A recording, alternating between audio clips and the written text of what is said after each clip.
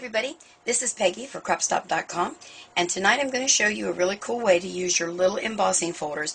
I think these are the 2.5 by 2.5, or maybe they're called 2 by 2s. But anyway, I want to show you how to use those. Some of the things we're going to use tonight, of course, the Cuttlebug.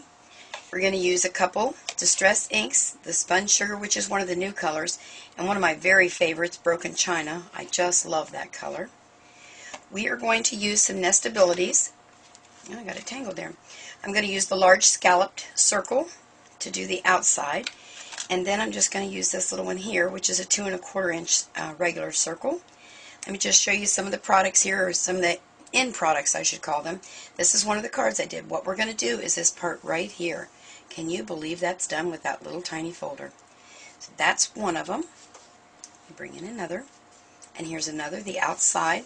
And after I embossed it, I just took some white chalk ink and went over the top of that. And we have one more right here. Just another little version, some other things you can do with it. Well, hey, let's get started and get this thing taken care of and show you how to do it. Now, the first thing you're going to do is to take your circle, and I think this is a 3.5 inch, yeah. And a lot of people like to tape it. Then you're going to take your 2.25 inch nestability die, and you're going to have an A plate and a B plate. And I know that a lot of people say you have to have your die under the paper, but I can't see it there. So I do mine on top for this particular one. Some folks also like to measure to make sure they're the right distance. I eyeball it because I figure if it's a little off keel, I'll decorate it somehow to make it work. Anyway, you're going to put your circle in the center, and I put a little bit of Scotch tape in there just so it doesn't move when I'm moving it around. So you've got, again, A plate, B plate, and then for cutting, we're going to use the C plate. And we're going to run that through our Cuttlebug.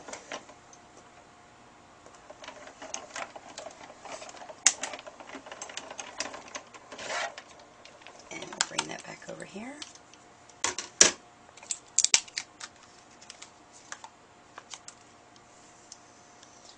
Well, that was supposed to be removable tape, but I'll tell you what, it didn't want to remove. And of course, I'll save this and use it for something another time. And there's our circle. And again, you want to have pretty much even amount around the edges. Now, here's the tricky part. Now, just to clarify, I did not come up with this idea by myself. There was a lady out there, and I think her name is Becca. I don't know her last name. And she did this about a year ago. I saw this idea, and I just love it. So the reason we cut the hole in the center is because we have to have a way to get our embossing folders in there. So I like this one that has these little heart-shaped things on it. And you kind of line them up. Let me have the camera come in. I'll hold something dark behind it so you can see. So you can kind of see how I've got that on there. Can you see that okay? Okay. What I've done, just so you know, is the embossed part is right there at the edge. So now I'm going to lay it down, A plate, B plate this time, using another B plate because we're embossing. You know, in the beginning, the way I used to remember that is B has two humps. So I remember that embossing is 2 humps and I need both B plates. I know. It was just a way for me to remember, but somebody out there just getting started might run and know that's a little trick. Alright, there's the first time.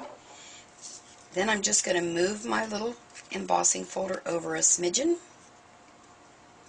Now, I'm not one of those folks that get real excited about measuring. And I know that there are some out there that have got all these measurements, do it this many inches and da-da-da-da-da. Well, I don't do that.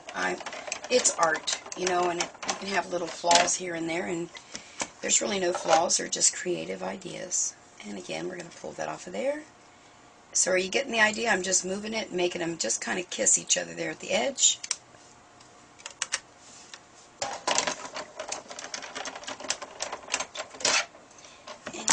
I think we need to do it 2 more times.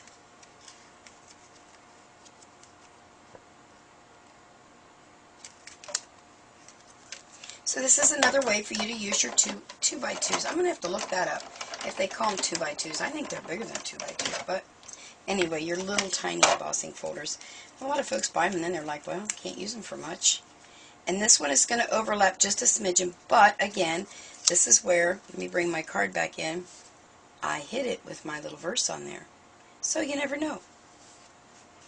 This is the last time around. Once I get this embossed, then I'm just going to take, I think I'll do the sponge sugar ink this time. Let me move my little Cuttlebug boy out of the way here. A little more elbow room. Alrighty. So we are totally embossed all the way around. Let me bring this in again so you can kind of see. It's embossed all the way around, and you can see, I don't know if the camera can pick that up, but there's two really close together. And again, I'll put something there. Let me just reach over here and grab something. This is what I was reaching for. This is a little bird that I cut off of, let's see, this was off of Cindy Lou, I think, the cricket cartridge. So where I've got that, I could put my little backing there that I used my big nestability for, and cover it up with a bird, put my little verse right in there, put a flower or whatever. But see, you can cover that up really nicely. Let's just ink that up real quick. And I'm just going to do pad to paper. Boy, that is really going to be pretty. I at first did not like this sponge sugar, but you know, the more I mess with it, the more I like it. And then I'm going to just get some around the edges. Now, I am using glossy paper for this, just because that's what I happen to have handy. So I'll have to just give my little distress ink a couple minutes to dry because it'll smear otherwise. So let me bring that back in there again and show you how cool is that. Isn't that gorgeous? Just a whole nother way to use that. Of course, I don't know that I'd use it with pink and blue, but you know, for a baby that might work really well. Alrighty, well, that's about all there is to it. There was one I was messing with. I'm not quite happy yet. Well, you know what? That pink might look really good on there. Let's see. Oh, look at that. That's really pretty. And then we could do a pink bird. Or maybe the blue bird. Well, I think I see a scrapbook page embellishment going on right there. But I was just going to show you real quick. There are other die embossing folders out there that you can use. This one was a snowflake. I haven't quite got it mastered, but you get the idea of how you go all the way around. On this particular one, I wasn't happy because there's such a large opening there. So I tried bringing in on the other side. I think what I need to do is to find a different embossing folder that's not as big that would fit in that spot. If I were to do that, all you're going to do is to put your embossing folder on the outside and emboss away. Okay, well, that's it for tonight. Kind of a quick one compared to the one last time, but I just wanted to show you this really cool way, again, to use your little embossing folders. So make sure you stop over at cropstop.com and check it out. By the way, she has lots of new stuff that just came in. Hurry up now. Get over there. Take care. See you later. Bye.